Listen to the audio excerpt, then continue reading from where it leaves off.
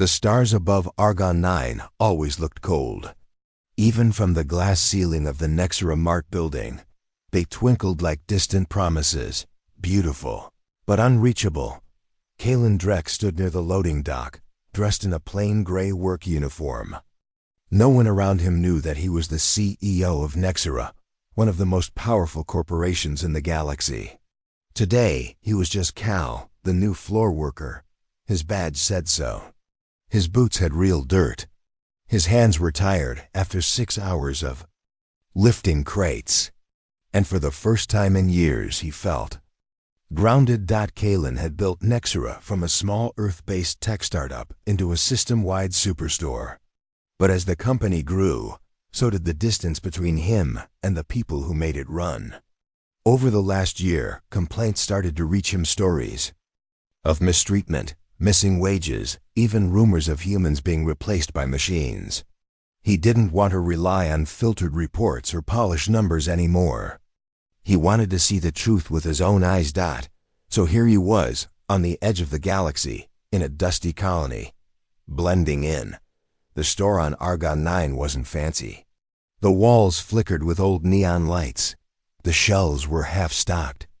Most of the staff were bots, but a few humans still worked here. One of them caught Kalen's attention from the first day, Mira, the new cashier. She had short black hair, dark eyes, and always looked like she hadn't slept enough. She was polite but quiet, always working, always tired. She never joined others. During breaks, her clothes were neat but worn, and she seemed younger than everyone else, maybe 19, maybe 20. Kalen watched her for 3 days. She never complained. She never slacked. She scanned items, smiled at rude customers, and stayed after her shift to clean the scanner belts. But there was a sadness in her eyes he couldn't ignore. On the 4th day, something changed. It was the end of the second shift. The store lights dimmed and the bots went into recharge mode. Kalen was heading to the break room when he heard a soft sound, almost like a whisper or a breath. When he pushed open the door, he saw her. Mira sat alone on a metal bench, her face buried in her hands. Her shoulders shook and quiet sobs echoed in the silent room. She didn't see him at first. Kalen paused. He felt unsure. Should he leave? Should he speak? He took a small step forward, then gently said, "Hey, are you okay?" Mira quickly wiped her eyes and looked up. Her face was red, but she tried to smile. "Yeah, I'm fine. Just tired." He didn't believe her. "I know tired," he said, sitting on the bench across from her. That didn't sound like tired. She looked away. The vending machine hummed softly beside them. For a few seconds, she stayed silent. Then her voice broke the stillness. "My brother's sick," she said quietly. "Real sick. He used to work for the colony's engineering team. Got infected during a terraforming job, some rare space flu. Doctors say he needs treatment from the capital, but it's expensive." Kalen listened closely. Mira continued, her words slow and heavy. "I got this job to help pay for his medicine, but yesterday they cut my hours. Said there weren't enough human priority credits this month. Now I'm not sure I can even keep this job." She gave a weak laugh, but it sounded more like a sigh. "I don't know what to do. I'm scared." Kalen felt something shift inside him. He had heard stories like this before secondhand in reports. But sitting here, face to face with someone broken by a system he built, it felt different, heavy, personal. He didn't know what to say right away. Instead, he reached into his pocket and handed her a drink token. "Here, use it," he said. "Warm tea helps." She gave a small smile and took it. "Thanks, Cal," Kalen nodded. He wanted to say more, to promise her that things would get better, but he couldn't, not yet. He was still undercover, still learning the truth. But one thing was clear now. Something was very wrong at this store. As they sat in silence, Mira spoke again, softer this time. "You're different," she said. "Most people just walk past when they see someone crying." Kalen looked at her. Maybe we need more people who stop. She smiled. A real one this time. And Kalen made a quiet promise to himself. He would not leave this planet until he fixed this. Whatever had gone wrong with Nexera, it started here. And now so would the change. The next morning on Argon 9, the sun barely touched the sky, hidden behind layers of gray dust and thick clouds. The colony was quiet, but inside the Nexera Mark building, the usual noise had already started. Metallic footsteps of robots, low hum of scanners, and the robotic voice repeating, "Welcome to Nexera, serving your starside needs." Kalen Drex, still disguised as Cal the floor worker, walked into the staff area earlier than usual. He didn't want to miss Myra. After last night, her story kept echoing in his head. A sick brother. Hours cut. No help from the system. He knew Nexera had policies to support workers in emergencies, but clearly, those policies were not reaching people like her. He found her at the back register, setting up her scanner for the day. She looked tired again, but her hands moved steadily. When she noticed him, she gave a small nod. "Morning," she said. "Morning," he replied. There were no customers yet, just silence between two early workers. Kalen grabbed a cleaning cloth and started wiping down a nearby counter. After a moment, Myra spoke without looking up. "Thanks for yesterday." "You don't need to thank me," Kalen said gently. "You've helped me more than you know." Myra looked at him, confused. "How?" Kalen smiled slightly. "Let's just say, it reminded me of something I forgot." Before she could ask more, the front doors opened, and the first customers walked in, colonists in dusty suits and worn boots. Grabbing supply packs and tech refills, Myra stood straight, placed her hands on the counter, and went back to work like nothing had happened. As the day moved on, Kalen quietly started asking questions around the store. He spoke to Torin, the assistant floor manager. A tired man in his 50s, Torin looked overworked and underpaid. When Kalen mentioned staff hours being cut, Torin sighed. "Yeah, corporate changed the bonus system last year. Managers now get credits if they replace humans with bots. So most stores reduce live shifts to hit quota. Some of us don't like it, but if we speak up, we lose our jobs," Kalen frowned. "But what about emergencies? Sick family members?" Torin shook his head. "Nobody listens anymore. The new AI management doesn't take feelings into account. Everything is numbers now." Kalen nodded slowly, his heart sank. Somewhere between the growth of the company and the push for expansion, Nexera had stopped being human. That evening, the break room was nearly empty again. Kalen sat on the same bench from the day before, sipping hot tea. Myra entered quietly, holding a tablet in her hand. Her eyes looked red again. "Bad news?" Kalen asked softly. She sat beside him and showed the screen. "The hospital on the Capital Moon just sent me the final cost for Darren's treatment. Even with the discount, it's too much. I have maybe half saved." Kalen leaned forward. "Isn't he registered as a former engineer? That should count for medical support." "It should," she said, frustration in her voice. "But his paperwork got lost when the division changed. I've tried calling every office I can. They just tell me to file appeals. It takes months." Kalen clenched his jaw. He stayed calm, but inside, he was angry. "This isn't what I built Nexera for," he thought. "You ever think about leaving the colony?" he asked. Myra gave a dry laugh.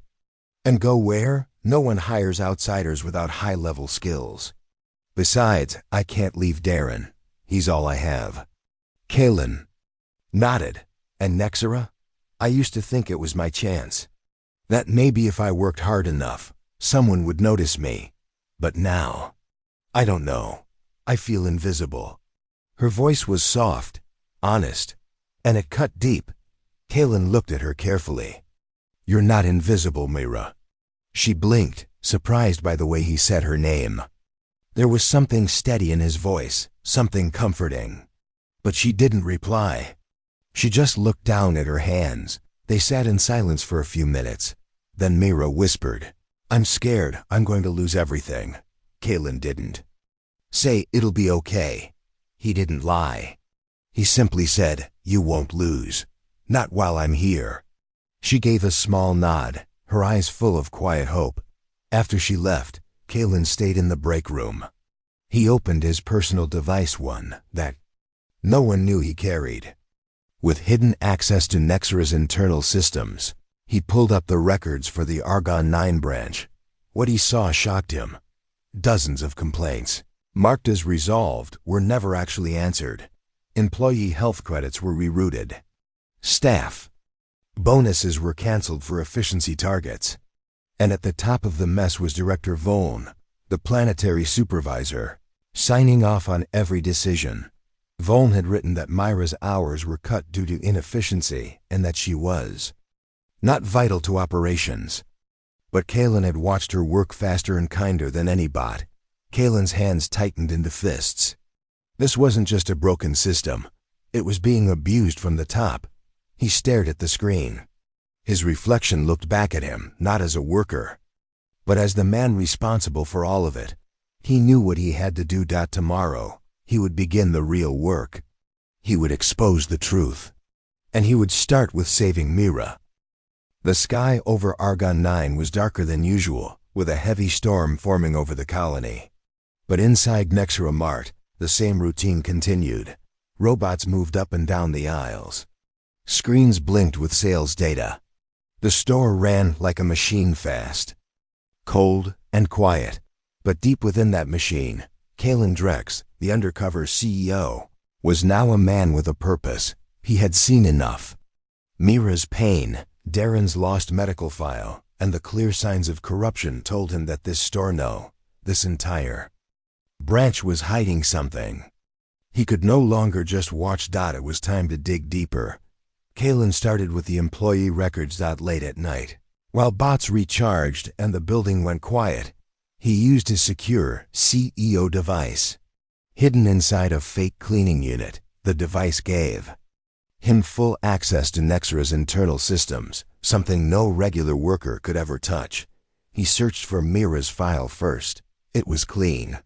Too clean. She's been here for 5 weeks, no complaints, no late entries. Perfect customer reviews. Kaylin whispered to himself, scrolling. Then, suddenly flagged as low priority staff? That didn't make sense. Mira was one of the best employees he'd seen in years. Then he checked Darren's file, her brother. As Myra said, he had worked for Nexra Terraforming 2 years ago. The records showed he had gotten infected with an alien virus while repairing air vents on Habitat Line 12. There were full reports, medical scans, emergency response logs.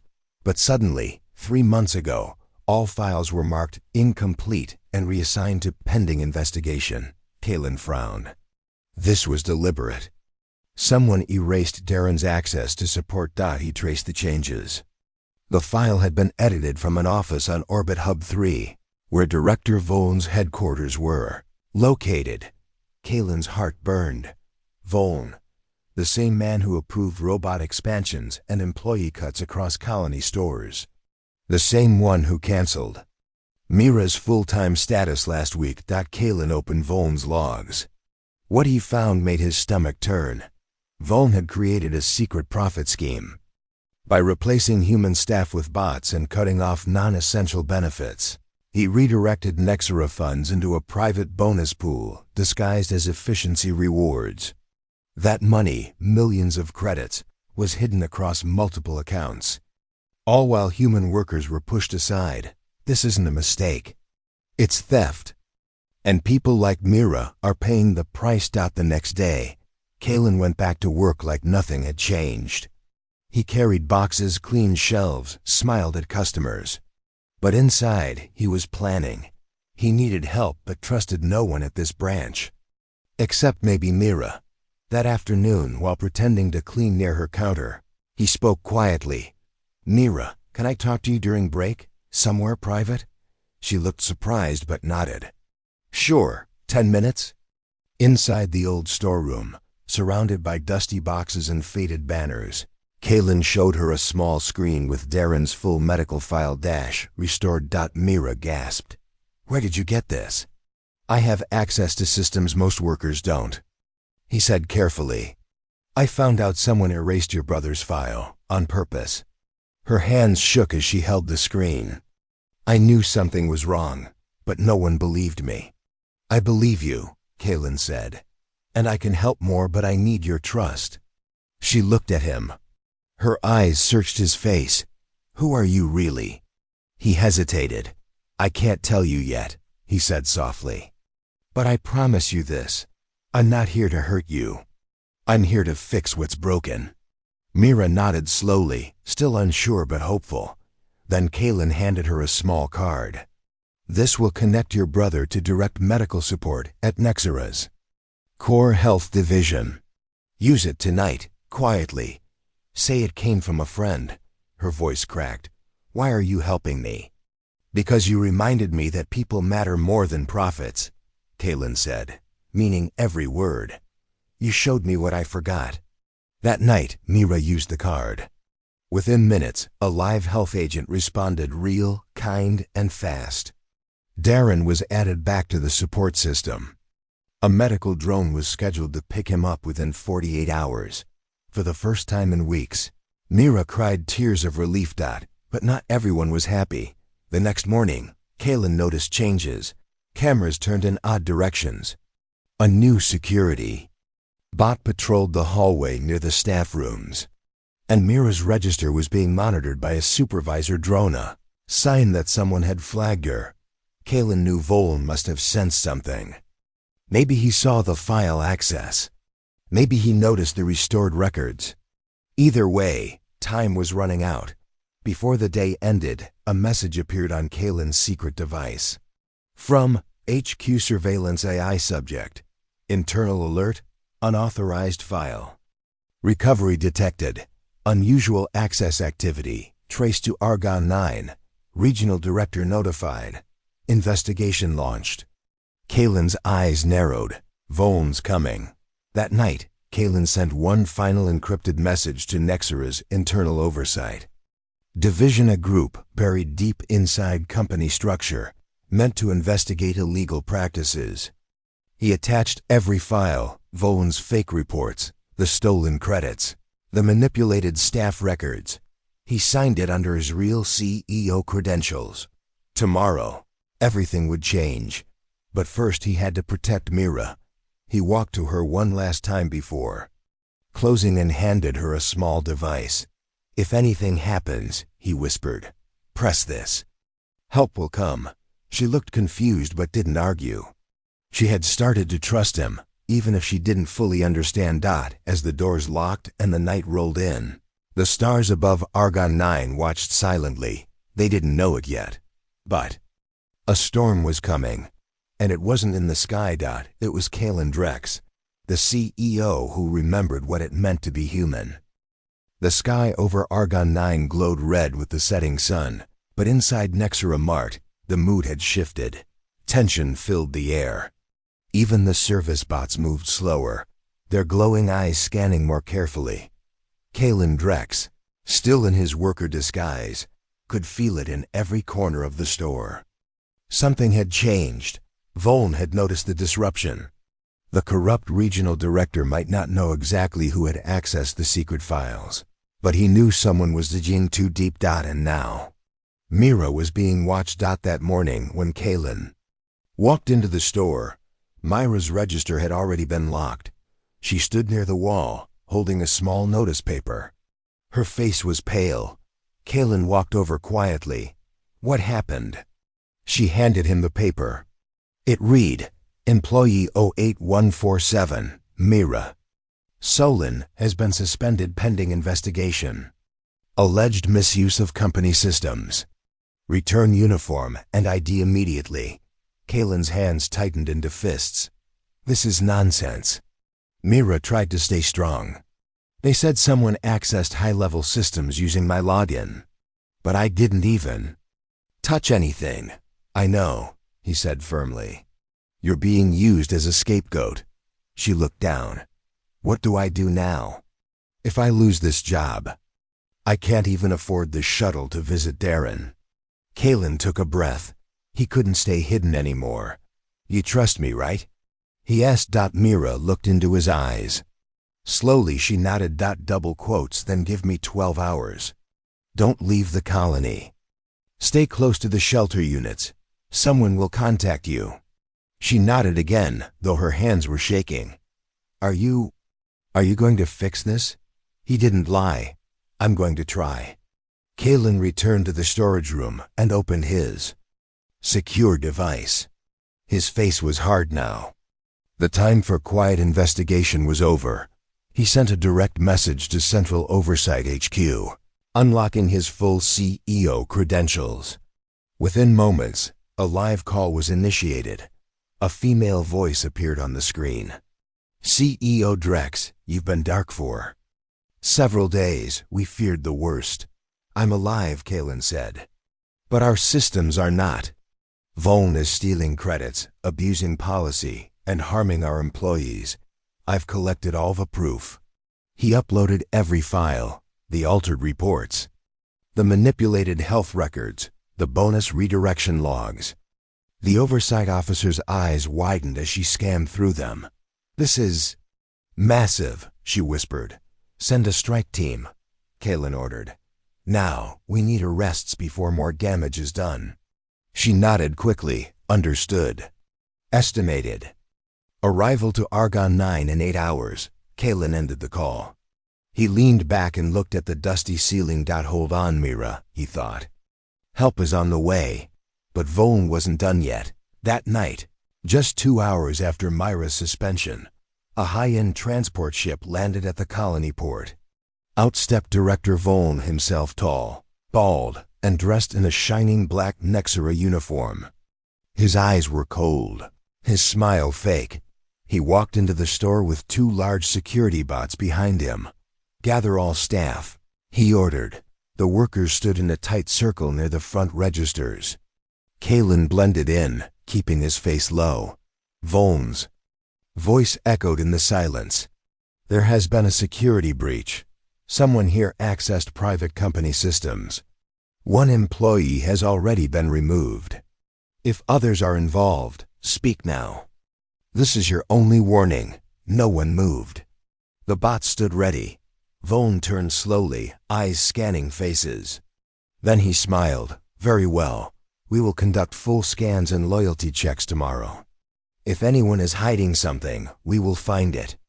Then he left. Kalen stood still.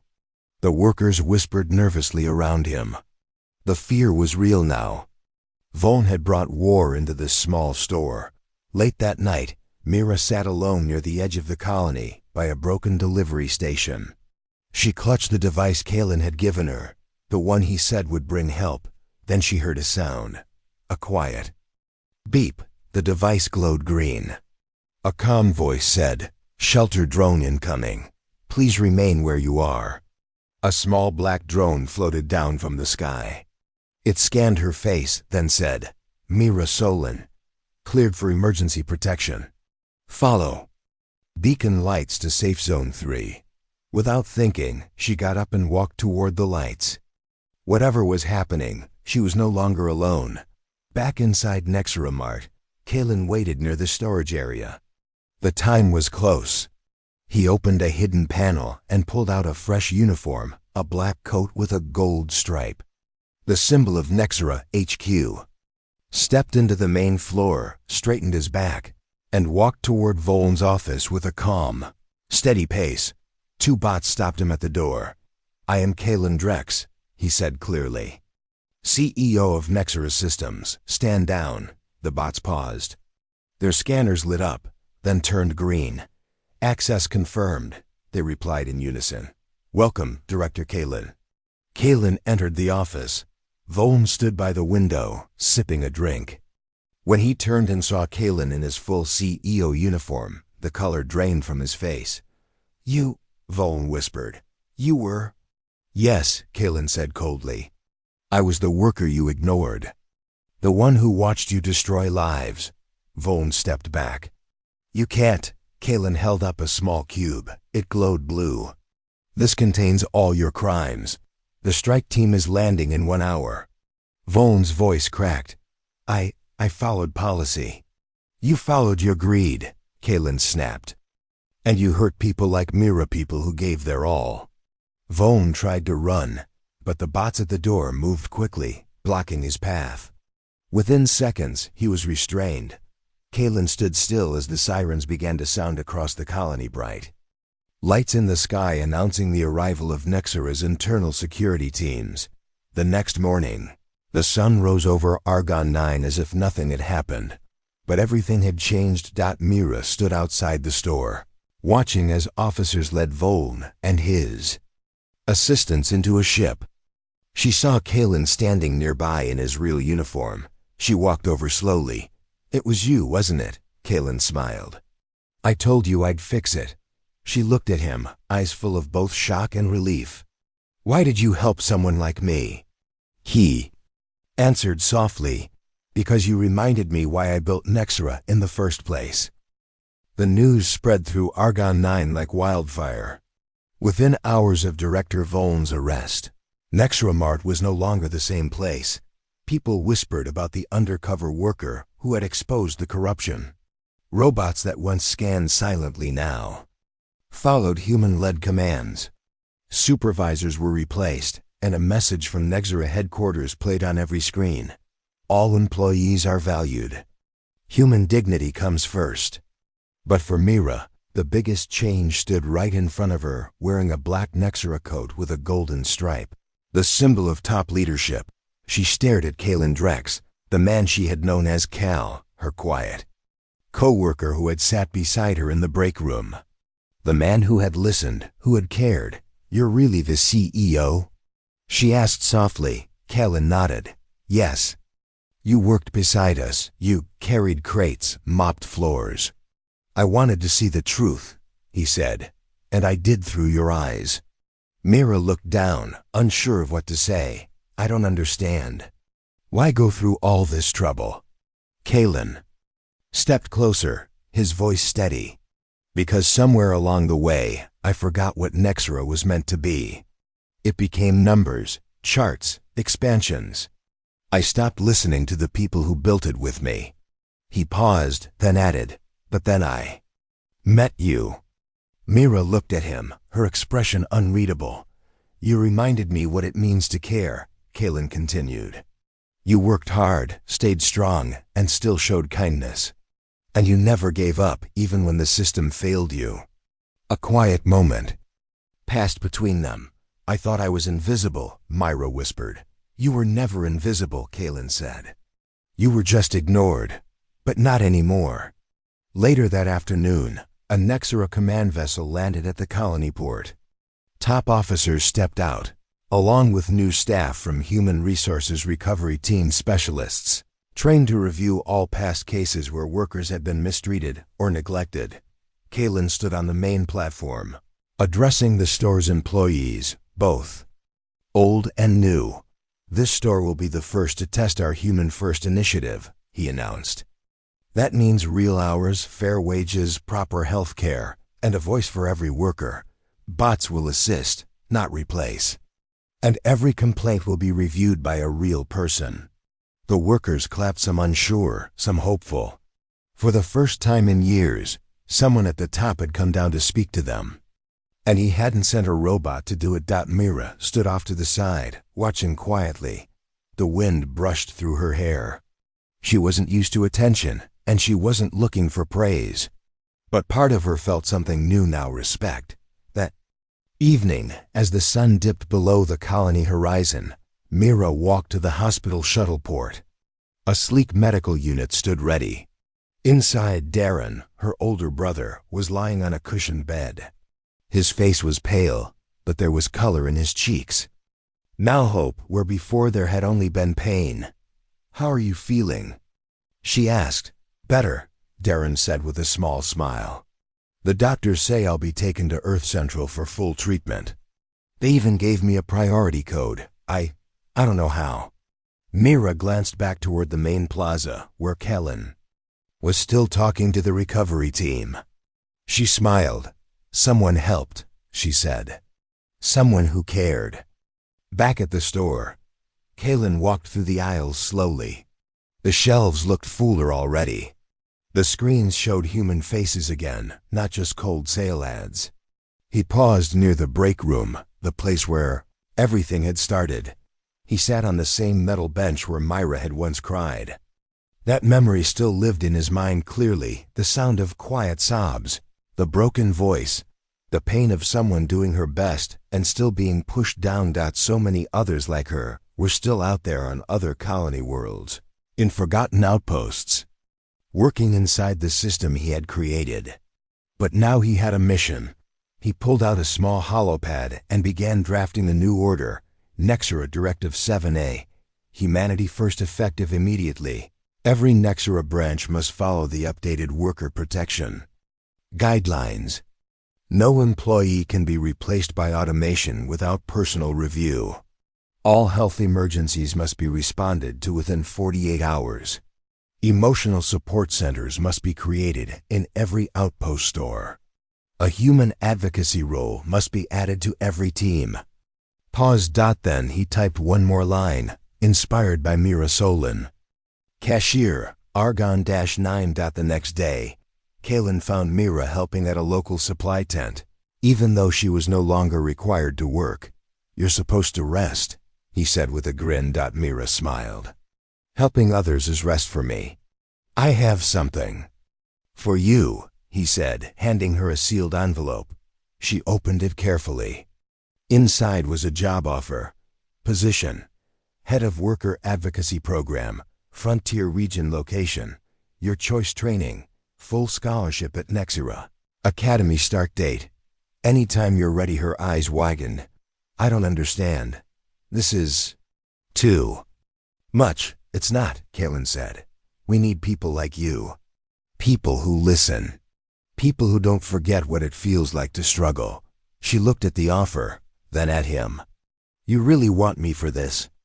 "I wouldn't have offered it if I didn't," he replied. "And I think your voice could change thousands of lives." Mira stared at the paper for a long moment. "Okay," she finally said, her voice steady. "Then I'll do it." As the colony returned to life, and as Darren left for treatment, Mira began her new path, not just as a worker, but as a leader. Kaylin watched from a distance, proud but quiet. He didn't want the spotlight. All he had needed was to see one thing: that humanity was still alive in his company, and thanks to Mira, it was shining brighter than ever. The winds of Argon-9 had changed. What was once a silent and forgotten colony was now becoming a symbol of hope. The Nexera Mart store, which had been filled with dull lights and cold machines, now looked alive again. Real people smiled behind the counters. Workers laughed during break time. A fresh coat of paint covered the walls. Even the store music had changed, calmer, softer, welcoming. And at the center of this change stood Mira Solon. No longer a quiet cashier, now she was head of worker advocacy for the Frontier region, title she wore with quiet pride. Mira's new job took her across the outer colonies. She visited small Nexera outposts, spoke with workers face to face, and listened to their stories. Every time she walked into a room, people noticed something different about her. Not her title, not her clothes, but her eyes. They held honesty, understanding, and the weight of someone who had lived through real struggle. In one colony, a young father told her how his son had been refused medical aid. Mira made one call, and the aid arrived within 2 hours. In another outpost, workers were sharing one break room the size of a closet. Mira arranged for new rest areas and emotional support services within days. People began calling her the voice of the forgotten. Meanwhile, back at Nexera's main headquarters, Callan Drek stood in front of a group of executives and media reporters. He had returned from his undercover journey with more than files. He had returned with a vision. Behind him, a large screen showed the words, "Human First Initiative, changing the galaxy, one store at a time." "We lost our way," Kalen said calmly, facing the cameras. But we are not beyond repair. I saw with my own eyes how broken the system had become. I met workers who were kind, loyal, and full of strength, yet completely ignored. That ends now. He paused and looked toward a special guest seated in the front row, Mira, now dressed in Nexera gray and gold. She reminded me why this company was built not for robots, not for profits, but for people. She reminded me of our heart. Applause filled the room. After the meeting, Kalen and Mira walked through the main corridor of Nexera Tower. The hallway was lined with holograms of company founders, major achievements, and historic store openings. Today, there was a new addition on the wall, a simple photo of Mira Solon, standing at a dusty Argon 9 register, smiling faintly. Below it, a message read, "Let no one be unseen. Let every voice be heard." Mira looked at it and shook her head slowly. "I never imagined something like this." "You didn't need to imagine it," Kalen said. "You earned it." She looked at him. "So many still need help. So many are still stuck. That's why we're not stopping," he said. "This is just the beginning." Over the next few weeks, the Human First initiative spread faster than anyone expected. Outposts across the galaxy began changing. Worker complaint. Systems were reformed.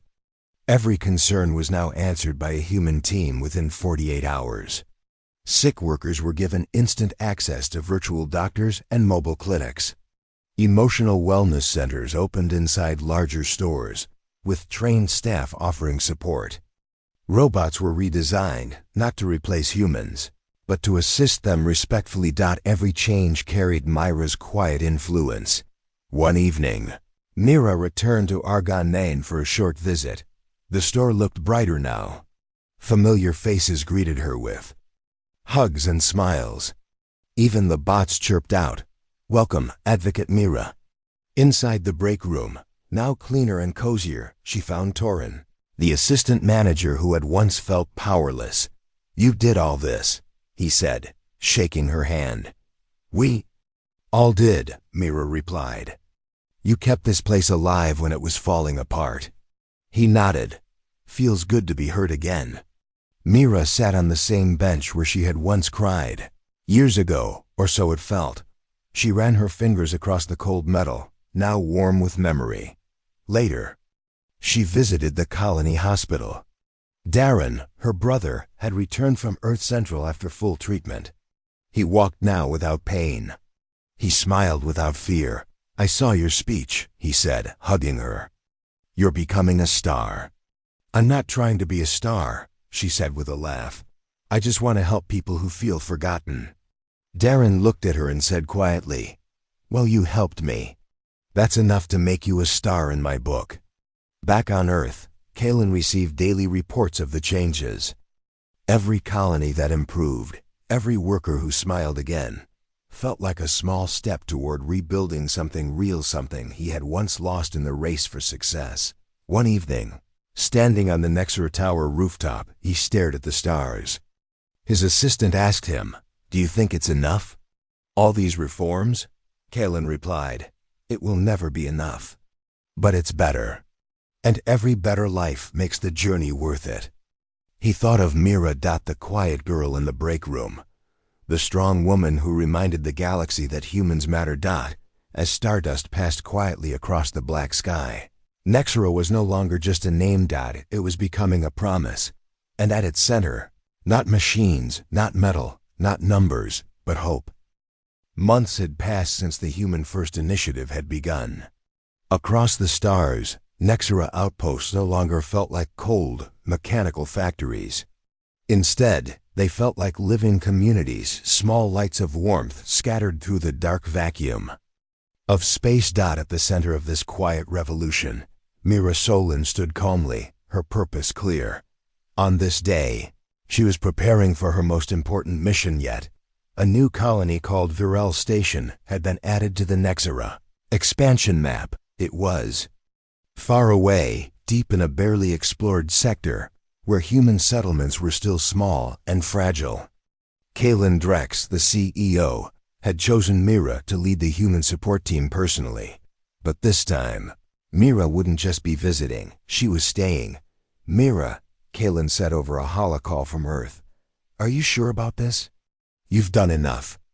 You've changed the whole system." Mira smiled softly. "That's exactly why I need to go. If this is a new start for the company, then it needs to start right. Virel is a blank page. I want to help write the first lines." Kaylin nodded. He understood. She wasn't leaving because she was tired. She was going because the fight still mattered. The journey to Virel took 6 days by slipstream shuttle.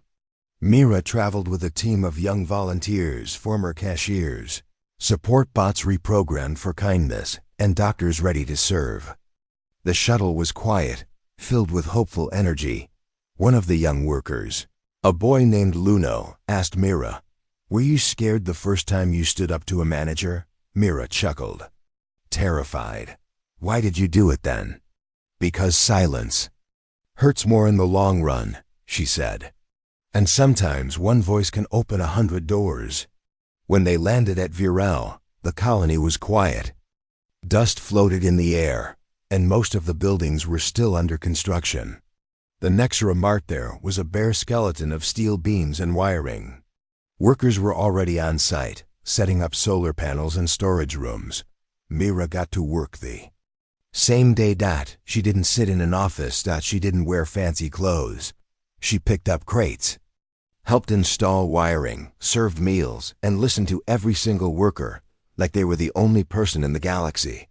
That's how trust began to grow. Within weeks, Virel Station had become a model colony. Workers were paid fairly. Breaks were regular and honored. The medical wing had full supplies. Even the android assistants had been updated to show empathy in their voice tones. One bot even made jokes, and people laughed real laughter, not just polite smiles. Mira organized a story night every week, where people shared memories, struggles, or poems from Earth. These small gatherings brought the colony closer. They didn't just feel like employees now. They felt like a family. Back on Earth, Nexra's board of directors held a vote to create a new position, Chief Human Welfare Officer. They sent the official offer to Mira. Her name now echoed across corporate halls, across media broadcasts, across social networks, but she politely declined. Her message was simple: "My place is with the people. If you want to help, then build more human bridges. That's where I'll be." Kaylin Drex read the message and smiled. He had once thought leadership meant commanding from above. Mira had shown him that real leadership walks among the people. One afternoon, as Mira sat near the colony's outer dome, she looked at the stars. Beside her sat a young girl named Ina, whose father worked in the colony's agriculture unit. "Why did you come here?" Ina asked, holding a small notepad in her lap. Mira thought for a moment. "Because I once cried alone in a room, and someone listened." "Was it your father?" Mira shook her head. "No, it was someone who saw beyond my job title. He listened like I mattered." "Are you famous now?" Ina asked curiously. Mira smiled. "Not really. But if being kind makes people remember me, I'm okay with that." Ina scribbled something in her notepad and ran off. Mira leaned back, feeling the quiet peace of the dome, and whispered to herself, "Even the smallest voice can echo forever." Years later, people would speak of the Virel miracle. They would tell stories about the calm woman who led with patience, who worked with her hands, who never shouted, but always stood firm. Some would say she changed Nexra. Others would say she saved it. But to Mira, the truth was simpler. She had only done what everyone should do: care enough to act.